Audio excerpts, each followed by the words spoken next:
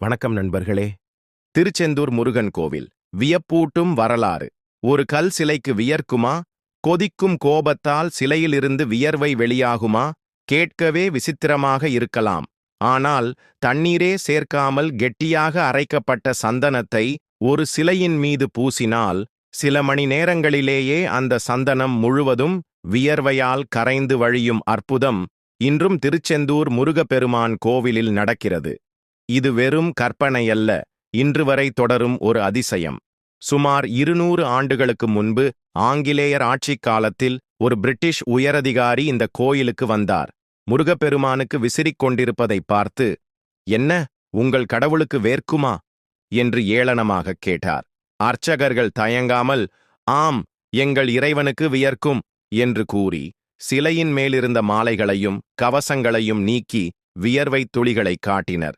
இதைக் கண்ட அதிகாரி அதிர்ந்து போனார். அன்றைய மாலையே அந்த அதிகாரியின் மனைவிக்கு திடீரென கடுமையான வயிற்று வலி ஏற்பட்டது. மருத்துவர்களாலும் குணப்படுத்த முடியவில்லை. அப்போதுதான் அந்த அதிகாரிக்கு தான் அவமதித்தது ஒரு சாதாரண கல் சிலையை அல்ல, உயிருள்ள தெய்வம் என்பதை புரிந்தது. தனது தவறை உணர்ந்து மனம் உருகி மன்னிப்பு கேட்டார். "என் மனைவியை குணப்படுத்துங்கள். என் சொந்தச் செலவில் ஒரு வெள்ளி பாத்திரத்தை காணிக்கையாகத் தருகிறேன்" என்று வேண்டிக் கொண்டார். ஆச்சரியமாக அடுத்த கணமே அவரது மனைவி பூரணமடைந்தார். சொன்னபடியே அந்த அதிகாரி ஒரு வெள்ளி பாத்திரத்தை கோயிலுக்கு காணிக்கையாக வழங்கினார். அதில் லூசிங்டன் 1803 என்று இன்றும் அவரது பெயர் பொறிக்கப்பட்டிருக்கிறது. சூரனை வதம் செய்த கோபம் தணியாமல் இன்றும் அலைகள் மோதும் கரையில் அமர்ந்திருக்கும் திருச்செந்தூர் முருகப்பெருமானின் சிலை அது. திருச்செந்தூர் முருகன் கோவில் காலத்தின் ஓட்டத்தில் கரையாத ஒரு பெரும் வரலாற்றுச் சின்னம். இதன் வேர்கள் தமிழ் இலக்கியத்தின் தொடக்க காலமான சங்க காலம் வரை ஆழமாக பரவியிருக்கின்றன. இது ஒரு வழிபாட்டுத் தலம் மட்டுமல்ல, தமிழர்களின் பண்பாடு, வரலாறு மற்றும் ஆன்மீக வளர்ச்சியின் ஒரு வாழும் ஆவணமாகும். சுமார் 2000 முதல் 3000 ஆண்டுகள் பழமையானதாக குறிப்பிடப்பட்டுள்ளது. திருமுருகாற்றுப்படையில் முருகனின் 6 படை வீடுகளில் இரண்டாவதாக குறிப்பிடப்படும் தலம் இது. இதன் ஆதிப்பெயர் திருச்சீரலைவாய். இதன் பொருள் புனிதமானதும் சிறப்பு வாய்ந்ததுமான கடலலைகள் வந்து தழுவும் இடம் என்பதாகும். இந்த பெயர் சங்க காலத் தமிழர்களின் வழிபாட்டு முறையை பிரதிபலிக்கிறது. பண்டைய தமிழர்கள் மலை, காடு, கடல், அருவி போன்ற இயற்கை கூறுகளை தெய்வமாக போற்றி வணங்கினார்கள். மன்னார் வளைகுடாவின் கரையில் கடல் அலைகள் ஓயாமல் ஒலிக்கும் இந்த இடம் இயற்கையாகவே ஒரு புனித தலமாக கருதப்பட்டு வழிபாடு இங்கே தொடங்கியிருக்க வேண்டும். புராணக் கதைகள் உருவாவதற்கு முன்பே இத்தலம் ஒரு தொன்மையான இயற்கை வழிபாட்டு மையமாக விளங்கியிருப்பதை இதிலிருந்து அறியலாம். திருச்செந்தூர் என்ற இந்த பெயருக்கு பின்னால் ஒரு ஆன்மீக அரசியலே இருக்கிறது. தமிழரின் அடையாளமே இதன் வழியாக பறிக்கப்பட்டிருக்கிறது என்று கூடச் சொல்லலாம். திருச்செந்தூர் என்று அழைக்கப்பட்டது. ஜெயந்திபுரம் என்பது போரில் ஜெயித்ததைக் குறிக்கும். இது நிலவியல் அடையாளமான திருச்சீரலைவாய் என்ற பெயர் சூரபத்மனை முருகன் வென்றதை சிறப்பிக்கும் புராணக் கதையுடன் தொடர்புடைய பெயராக மாறிய ஒரு முக்கியமான காலகட்டத்தை காட்டுகிறது. இந்த மாற்றம் வெறும் பெயர் மாற்றம் மட்டுமல்ல, இது உள்ளூரில் இயற்கை வழிபாடாக இருந்த முறை இந்திய அளவில் புகழ்பெற்ற புராணக் கதைகளோடு இணைக்கப்பட்டதை நமக்கு உணர்த்துகிறது. ஒரு குறிப்பிட்ட நிலத்தின் தெய்வம் ஒரு பெரிய இதிகாசத்தின் முக்கிய பாத்திரமாக உயர்ந்த கதையை இந்த பெயர் மாற்றத்தின் மூலம் நாம் அறியலாம். திருச்செந்தூர் முருகனுடன் சொல்லப்படும் புராணக் கதையான சூரசம்ஹாரம் குறித்து ஒரு மிகப்பெரிய முரண்பாடு உண்டு. புராணத்தின்படி சூரபத்மனின் கொடுமைகளை தாங்க முடியாத தேவர்கள் சிவபெருமானிடம் முறையிட, சிவன் தனது நெற்றிக் கண்ணிலிருந்து 6 நெருப்புப் பொறிகளை உருவாக்க அதிலிருந்து முருகப்பெருமான் தோன்றினார். சூரபத்மனை வதம் செய்வதற்காக புறப்பட்ட முருகன் தனது படை வீட்டை திருச்சீரலைவாயில் அமைத்தார். இந்த தளத்தில் தேவர்களின் குருவான வியாழ பகவான் முருகனைச் சந்தித்து அசுரர்களின் வரலாற்றையும் பலவீனங்களையும் எடுத்துரைத்தார். பின்னர் முருகன் தனது தளபதி வீரபாகுவை சூரபத்மனிடம் தூது அனுப்பினார். தூது தோல்வியுற்றதால் போர் மூண்டது. 6 நாட்கள் நீடித்த போரின் முடிவில் மாமரமாக உருமாறி நின்ற சூரபத்மனை முருகன் தனது வேலாயுதத்தால் 2ஆகப் பிளந்தார். பிளந்த மரத்தின் ஒரு பகுதி மயிலாகவும் மற்றொரு பகுதி சேவலாகவும் மாறியது. முருகன் மயிலை தனது வாகனமாகவும் சேவலை தனது கொடியாகவும் ஏற்று சூரனை ஆட்கொண்டார். இந்த பெரும் வெற்றிக்குப் பிறகு வியாழ பகவானுடைய வேண்டுகோளுக்கு இணங்க தேவ சிற்பியான விஸ்வகர்மாவைக் கொண்டு இத்தலத்தில் ஒரு கோவில் எழுப்பப்பட்டது. இந்த கதையை உற்று நோக்கினால் இது இராமாயணக் கதையைப் போலவே இருக்கும். கந்த புராணத்தில் 6 காண்டம், இராமாயணத்திலும் 6 காண்டம். கந்த புராணத்தில் நாயகன் முருகன், இராமாயணத்தில் இராமன். கந்த புராணத்தில் துணைவன் வீரபாகு, இராமாயணத்தில் லட்சுமணன். பகைவன் இங்கு சூரபத்மன், அங்கு இராவணன். கந்த புராணத்தில் படைகள் பூத கணங்கள், அங்கு வானரப் படைகள். இங்கு தேவர்களும் இந்திரனும் சிறையில், அங்கு சீதை சிறையில். கந்த புராணத்தில் போருக்கான காரணம் சூரனுடைய தங்கை அசமுகி, இராமாயணத்தில் இராவணனின் தங்கை சூர்பனகை.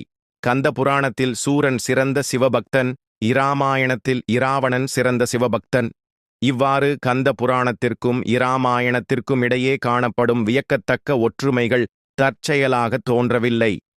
இராமாயணத்தின் வெற்றிகரமான கதைக்கரு பிற்கால புராணங்களுக்கு ஒரு வழிகாட்டியாக அமைந்திருக்கலாம் என்பதை இது காட்டுகிறது. இன்னும் தெளிவாகச் சொல்லப்போனால், இந்த கந்த புராணமே வடமொழியில் இயற்றப்பட்ட ஒரு புராணத்தின் தமிழ் மொழிபெயர்ப்புதான்.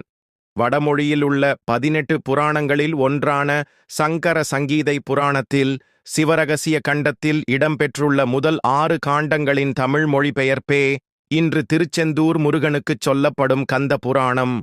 அதாவது வடமொழியில் எழுதிய ஒரு புராணத்தின் ஒரு பகுதியே தமிழில் கந்த புராணமாக கச்சியப்ப சிவாச்சாரியாரால் 12ஆம் நூற்றாண்டில் எழுதப்பட்டுள்ளது.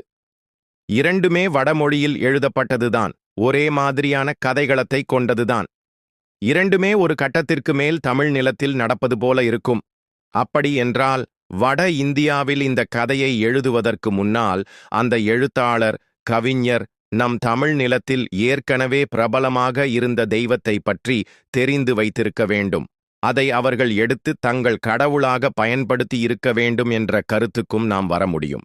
திருச்செந்தூரில் இருக்கும் இந்த கோவிலின் பின்னால் எந்த மாதிரியான ஒரு வரலாறு இருந்திருக்கும் என்ற ஒரு ஆய்வை இங்கே முன்வைக்கலாம். புராணக் கதைக்குப் பின்னால் ஏதேனும் ஒரு உண்மை கதை இருக்கும். அந்த கதையை அவர்கள் புராணக் கதையாக எழுதும்போது அந்த கதாபாத்திரத்திற்கு அதிகப்படியான சக்திகள் இருப்பது போல எழுதியிருக்கலாம். கவிஞர்கள் பொதுவாக கண்ணால் கண்ட விஷயங்களை கற்பனை கலந்து எழுதுவதில் வல்லவர்கள். இந்த கோட்பாட்டின் அடிப்படையில் முருகனுக்கு பின்னால் சொல்லப்படும் புராணக் கதை எதன் அடிப்படையில் நடந்திருக்கும்? சூரசம்ஹார நிகழ்வை ஒரு நேரடி போராக கருதாமல் ஒரு பண்பாட்டு மோதலின் குறியீட்டு வடிவமாக பார்க்கலாம். பண்டைய தமிழகத்தில் முருகன் அல்லது சேயோன் குறிஞ்சி நிலத்தின் மலை மற்றும் மலை சார்ந்த பகுதி கடவுளாகவும் அங்கு வாழ்ந்த குறவர்கள் போன்ற பழங்குடி மக்களின் குலதெய்வமாகவும் விளங்கினார். அதே சமயம் சூரபத்மன் தனது தலைநகரமான வீர மகேந்திரபுரியுடன் கடலை ஒட்டிய பகுதியில் ஆட்சி செய்த ஒரு வலிமையான பூர்வகுடி தலைவனாக இருந்திருக்கலாம். எனவே இந்த தேவ அசுர போர் என்பது மலைப்பகுதி சார்ந்த ஒரு பண்பாட்டிற்கும் கடலோர பகுதி சார்ந்த மற்றொரு பண்பாட்டிற்கும் இடையே நிகழ்ந்த ஒரு அதிகார போராட்டத்தின் தொன்ம வடிவமாக இருக்கலாம். இந்த கதையின் மிக முக்கிய அம்சம் முருகன் சூரனை முழுமையாக அழிக்காமல் அவனை தனது வாகனமாகவும் கொடியாகவும் ஆட்கொள்வதுதான். இது ஒரு பண்பாடு மற்றொரு பண்பாட்டை போரில் வென்று தோற்றவர்களுடைய அடையாளங்களை அழித்தொழிக்காமல் அவற்றை உள்வாங்கி ஒருங்கிணைத்து ஒரு புதிய விரிவான சமூக சமய அமைப்பை உருவாக்கியதை குறியீடாக காட்டுகிறது. ஆக ஆதிகாலத்தில் இப்பகுதியில் வாழ்ந்த கடலோர சமூகத்தினரும் குறிஞ்சி நில மக்களுமே முருகனுடைய ஆதி வடிவத்தை வணங்கியவர்களாக இருந்திருக்கக்கூடும். அப்படியாகத்தான் இன்று இருக்கும் திருச்செந்தூர் முருகன் கோவில் உருவாகியிருக்கும். இந்த கோவிலின் வரலாறு கிட்டத்தட்ட 3000 ஆண்டுகள் என்று சொல்கிறார்கள். இன்னும் சொல்லப்போனால் இராமாயண காலகட்டத்திற்கு இணையாகவோ அல்லது அதற்கு முன்பாகவோ இந்த காலத்தை நாம் பார்க்கலாம். மேலும் கருவறைக்குள்ளே இன்றும் சிவலிங்கம் இருக்கிறது. கருவறையைச் சுற்றியுள்ள பகுதிகள் பல்வேறு காலகட்டங்களில் மன்னர்களால் கட்டப்பட்டது. ஆனால் கருவறை அப்போதிலிருந்து இப்போது வரை அப்படியே இருக்கிறது. கருவறைக்குள்ளே சிவலிங்கம் இருப்பதும் தமிழர்கள் 3000 ஆண்டுகளுக்கு முன்பிருந்தே சிவனையும் வணங்கி வந்தார்கள் என்பதையும் தெளிவாக காட்டுகிறது. தமிழ் கடவுளான முருகனை இந்தியா முழுக்க கொண்டு செல்ல வேண்டும் என்றால் அவர்களுடைய சமயத்திற்குள்ளே முருகனை கொண்டு வர வேண்டும். அதனால்தான் அவர்களுடைய புராணக் கதையில் முருகனை ஸ்கந்தன் என்று சொன்னாலும் போர் நடப்பது, நிகழ்வு நடப்பது எல்லாமே நம் தமிழ் மண்ணில் என்பதை அவர்களே குறிப்பிட்டிருக்கிறார்கள். இதை ஒரு சமய பன்மைத்துவ ஒருங்கிணைப்பு என்று சொல்லலாம்.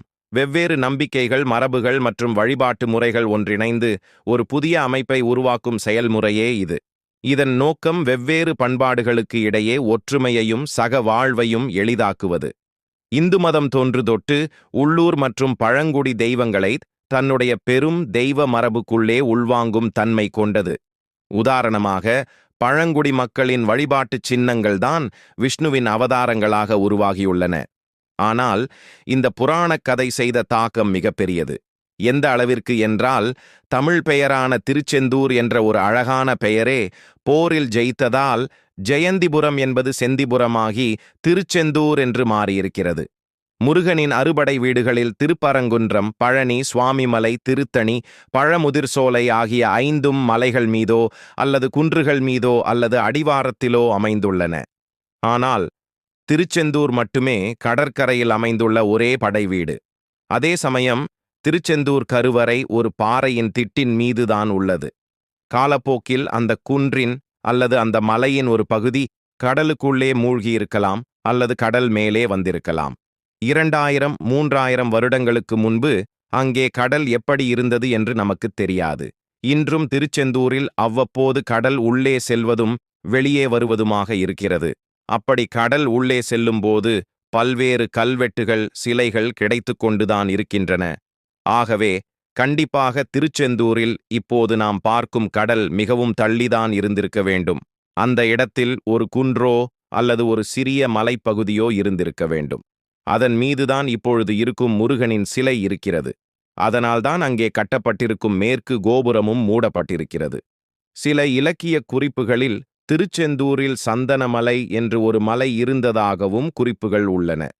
இதை வைத்து பார்க்கும்போது இன்றைய காலகட்டத்தில் கடல் உயர்ந்திருந்தாலும் 3000 ஆண்டுகளுக்கு முன்பு கண்டிப்பாக அங்கு ஒரு மலையின் மீதோ குன்றின் மீதோதான் முருகன் இருந்திருப்பான்.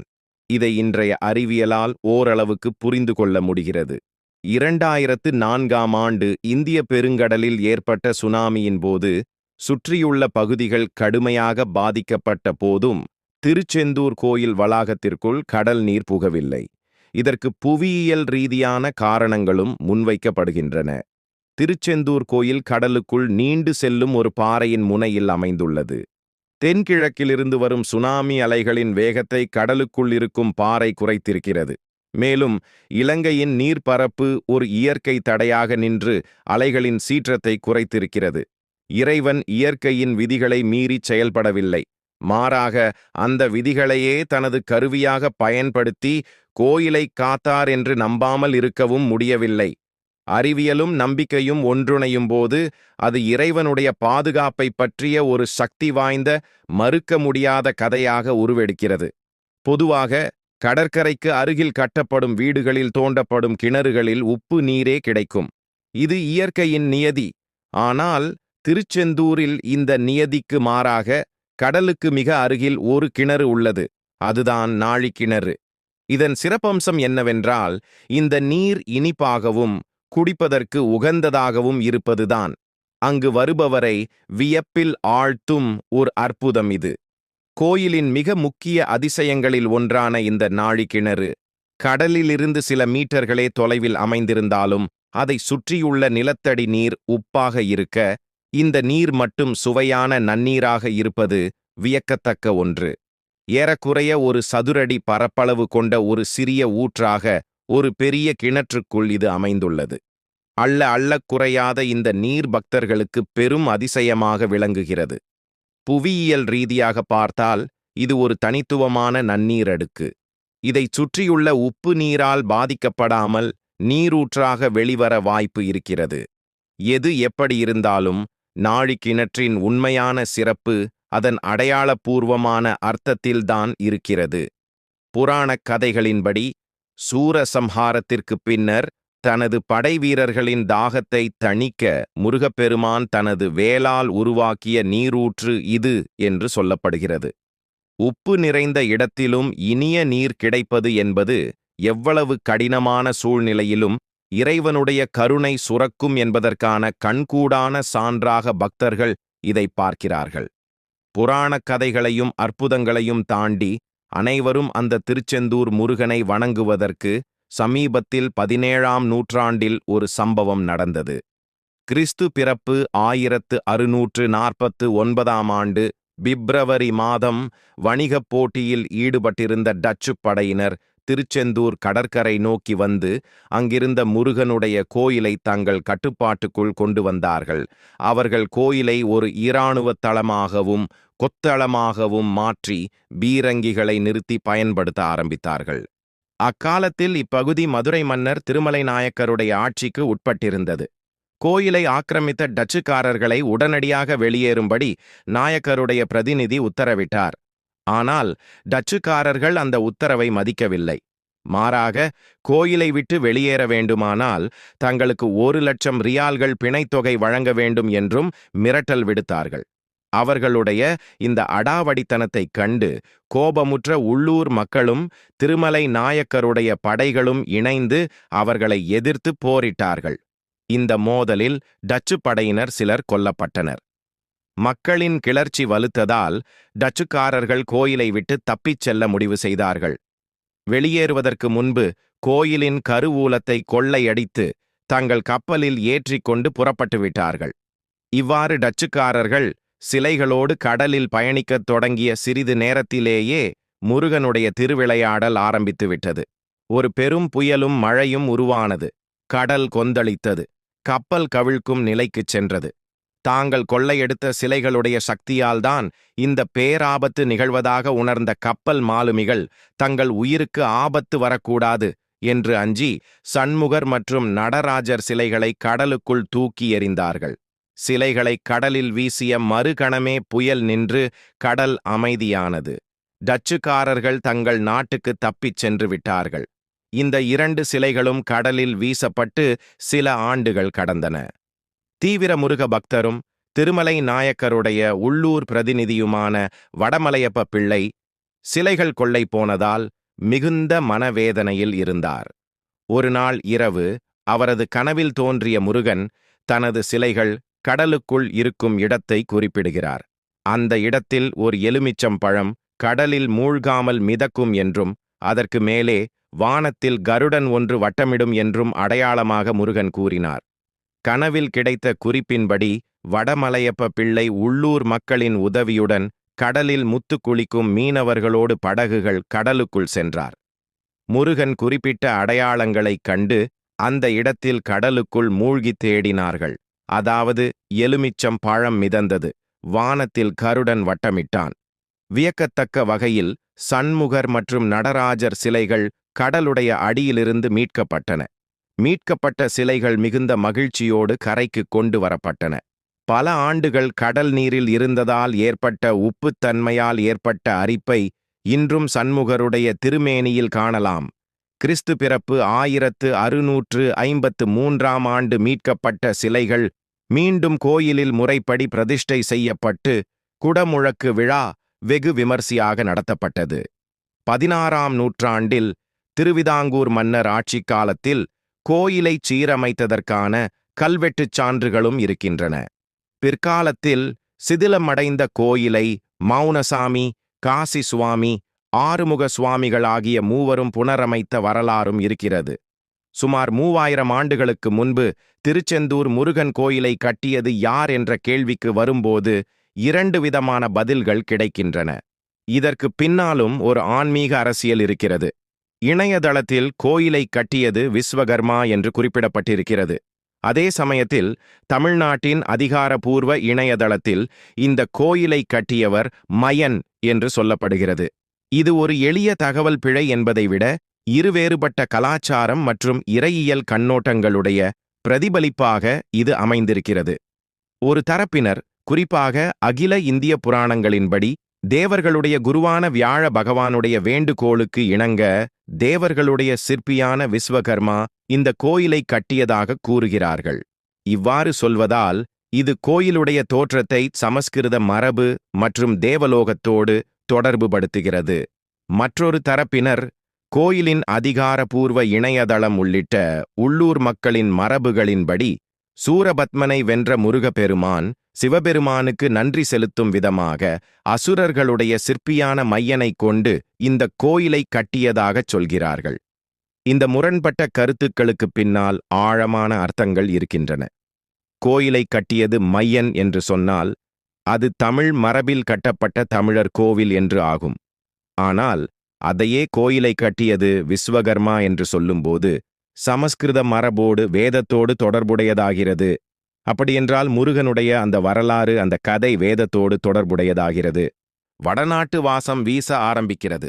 உண்மையில் மையனை விஸ்வகர்மா என்றும் சொல்வார்கள். இன்னும் சொல்லப்போனால் வியாழ பகவான் என்று சொல்லப்படும் குரு பகவானே மயன்தான் என்ற நம்பிக்கையும் தமிழ் மண்ணில் இருக்கிறது. ஆக இந்த கோயிலை கட்டியது யார் என்ற பெயரில் கூட ஒரு ஆன்மீக அரசியல் நடந்து கொண்டுதான் இருக்கிறது. சமீப காலமாக முருகனை இந்திய அளவிற்கு பிரபலமான தெய்வமாக இவர்கள் முன்னெடுத்துச் செல்வது நல்ல விஷயம்தான். ஆனால் அதை அரசியலாகச் செய்வதுதான் நம்மால் ஏற்றுக்கொள்ள முடியவில்லை. தமிழ்நாட்டில் ஒவ்வொரு வீட்டிலும் முருகனுடைய படம் இருக்கும், வேல் இருக்கும், சிலை இருக்கும். ஆனால் வடநாட்டில் யாருடைய வீட்டிலும் முருகனுடைய படம் இருக்காது. தேசிய தெய்வமாக இவர்கள் முருகனை பார்த்தாலும் நம் தமிழ் முருகனை அவர்கள் வீட்டுக்குள்ளே அனுமதிப்பதில்லை. அதற்கு அவர்கள் சொல்லும் காரணம் போருக்கான தெய்வம் முருகன் என்பதால் வீட்டுக்குள்ளே சண்டை வந்து கொண்டிருக்கும் என்கிறார்கள். ஆம், முருகன் ஒரு தமிழன். தமிழன் என்றாலே அவனுக்குள்ளே ஒரு போர் குணம் இருந்து கொண்டுதானே இருக்கும். இறுதியாக திருச்செந்தூர் கோவில் வெறும் கோவில் மட்டுமல்ல, காலம் கடந்து நிற்கும் தமிழர்களுடைய ஆன்மீக அடையாளம். ஒவ்வொரு அணுவிலும் வரலாறு, நம்பிக்கை மற்றும் வியக்கத்தக்க அதிசயங்கள் நிறைந்திருக்கும் ஒரு புண்ணிய பூமி. லூசிங்டனுடைய வெள்ளி பாத்திரத்தில் தொடங்கி கடலில் மிதந்த எலுமிச்சம்பழம் வரை சாதாரண மனிதனின் பக்தியும் இறைவனுடைய கருணையும் ஒன்றிணையும் அற்புதங்கள் இங்கே அன்றாடம் நடந்து கொண்டே இருக்கின்றன.